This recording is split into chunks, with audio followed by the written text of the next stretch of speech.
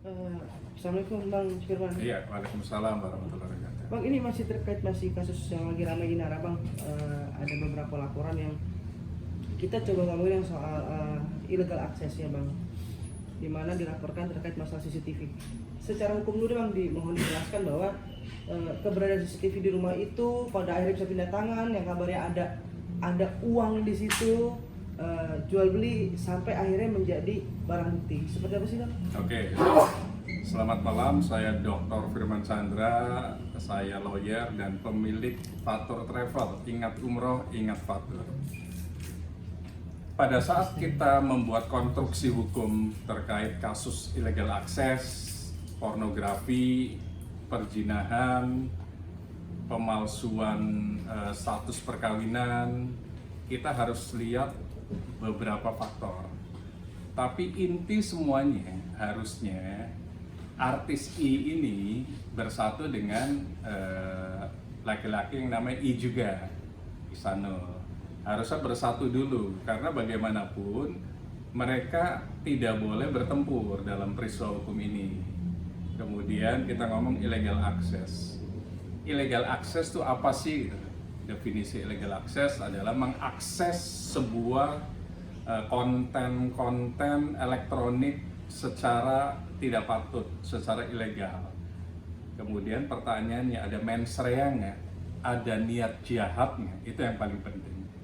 Kalau tidak ada niat jahat, meskipun ada actus reus, tindak pidana, mestinya tidak boleh menjadi delik tindak pidana, karena mens rea-nya tidak ada, nawaitunya, niat jahatnya. Siapapun yang merekam itu awalnya bukan untuk merekam kalau benar adanya dugaan misalnya tindak pidana pornografi, tapi niat memasang CCTV itu bukan itu.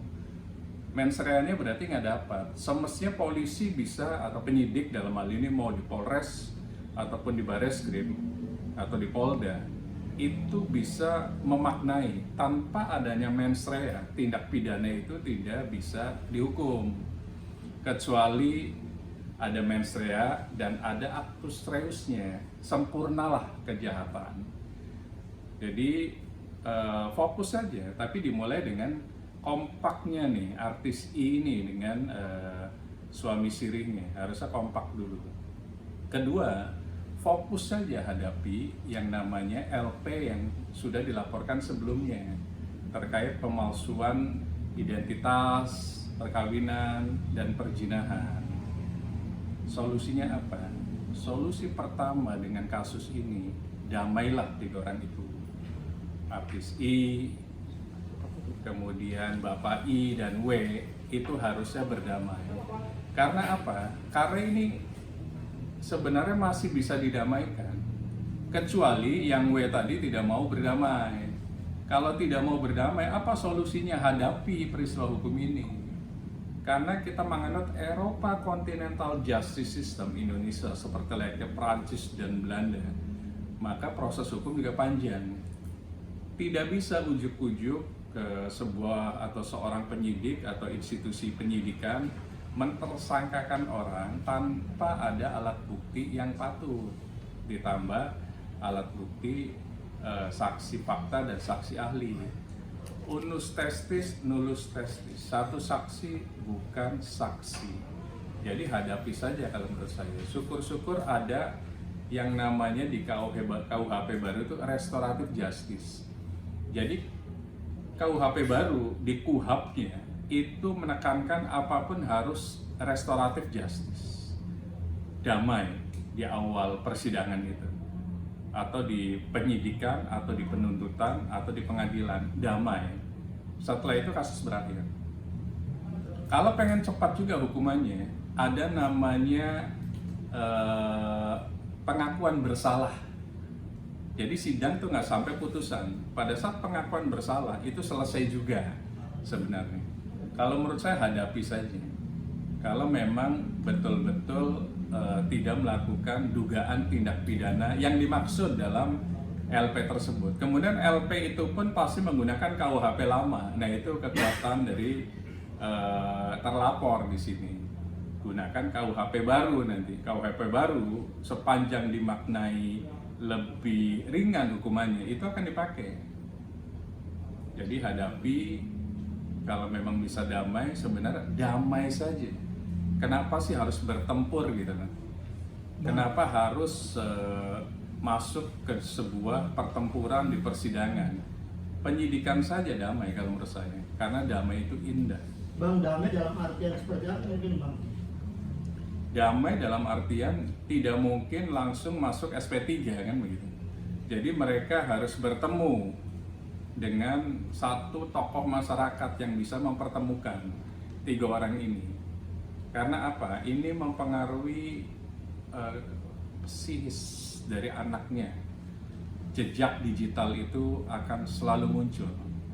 Karena bagaimanapun ada anak dari artis I, ada anak dari I dan W tersebut. Solusi dengan masalah privacy ini, masalah perjinahan atau pemalsuan bukti perkawinan, itu sebenarnya solusinya hanya itu. Supaya tidak menjadi sebuah rekam jejak digital yang mempengaruhi psikis anak-anaknya. Untuk apa bertempur kalau bisa damai? Bang, berarti kalau laporan ilegal, dugaan ilegal akses penyebaran CCTV itu menurut Abang kesimpulannya lemah Bang ketika harus dilaporkan? Kalau kita lihat KUHP baru, jelas dugaannya tidak ada mens rea, tidak ada itikat jahatnya, nawaitu jahatnya. Karena goal memasang itu kan bukan untuk merekam. Sekarang, apakah video tersebut beredar di sosmed? Pertanyaannya. Oh, nggak ada, berarti kan tidak ada bukti untuk mentransfer, mengirimkan konten-konten yang mengandung unsur-unsur pornografi. Berarti kan tidak masuk delik mengirimkannya.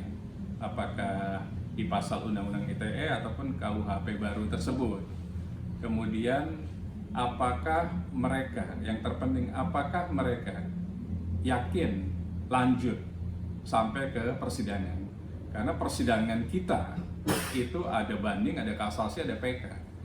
Sampai kapan selesainya? Kalau mau solusinya cepat, jadikan nikah siri jadi resmi. Daftarkan isbat nikah. Apakah bisa menggugurkan? Mungkin bisa menggugurkan. Berarti tidak ada perjinahan lagi kan? Karena nikah siri berubah menjadi nikah resmi. Suaminya ada, suami sirinya, istri sirinya ada, saksi-saksi pun ada. Undang-undang baru kita, KUHP baru kita, itu tidak non retroaktif, artinya tidak berlaku surut.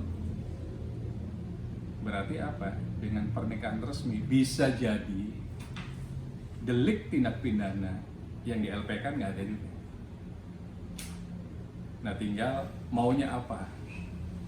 Apakah mau berdamai atau bertempur di dalam penyidikan, penuntutan, persidangan.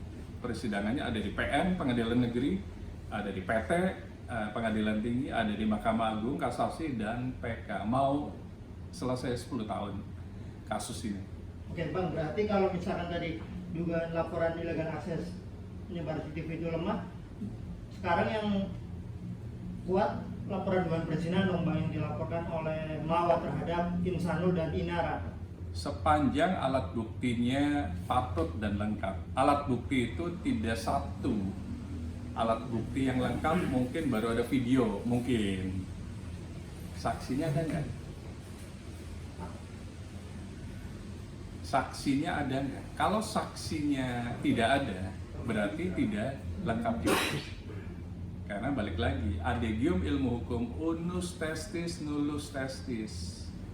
Kalau dipaksakan bisa. Ada nggak saksi fakta yang melihat dugaan tindak pidana yang dimaksud? Kan begitu, karena biasanya masalah privasi itu agak berat. Oke Bang, nggak ada saksi, tapi kan ada pengakuan dari Inara sendiri bahwa adanya pernikahan siri. Itu kan pengakuan bahwa dia sudah menikah siri itu bertentangan nggak dengan pasal dugaan perzinahan. Pengakuan itu sepanjang tidak diungkapkan di persidangan, kan balik lagi ini kan belum bersidang. Berarti hanya pengakuan saja, bukan alat bukti lain. Alat bukti itu adalah mulai dari dokumen, mulai dari saksi fakta, saksi ahli, petunjuk. Pengakuan itu pada saat di persidangan itu namanya pengakuan terdakwa. Itu poin juga, tapi poin yang kurang lengkap, tanpa dikorelasikan dengan saksi fakta yang mengatakan atau dikuatkan, oh betul melakukan tindak pidana ini maksud. Kemudian saksi ahli, hubungan suami istri itu apa sih, hubungan perzinahan itu. Kalau memang betul lengkap semua videonya, ya memang terbukti. Karena harus tanda kutip bersatunya, bersenggamanya. Perzinahan itu harus bisa dibuktikan adanya fakta bersenggamanya laki-laki dan perempuan, dan itu ada videonya. Kalau itu ada, memang terbukti adanya.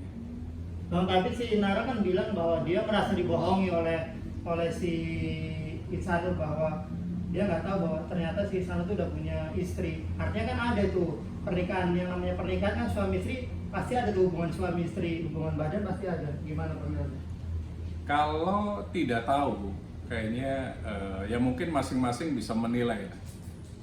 Sama-sama dewasa, sama-sama mungkin pernah berumah tangga, tiba-tiba tidak melakukan sebuah cross-check.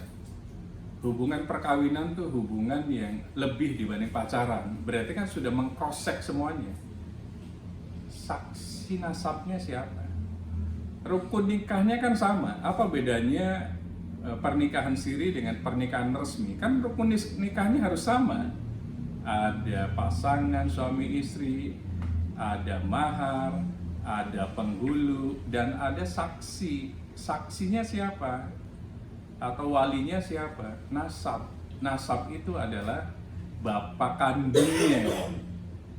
Kalau itu terjadi berarti sah secara rukun nikah. Kemudian kalau mau jadi nikah resmi didaftarkan ke KUA. Nah itu baru pernikahan yang dicatatkan secara negara.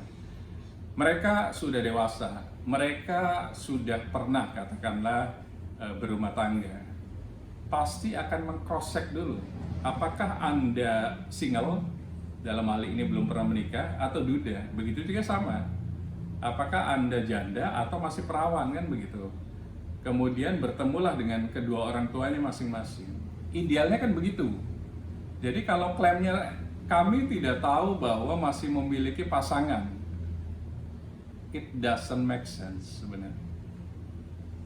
Bang, berarti kalau si Sinara ini dia akan menggunakan KUHP yang lama atau yang baru sekarang nih Bang, yang pernikahan tanpa izin, diam-diam bisa dipidana?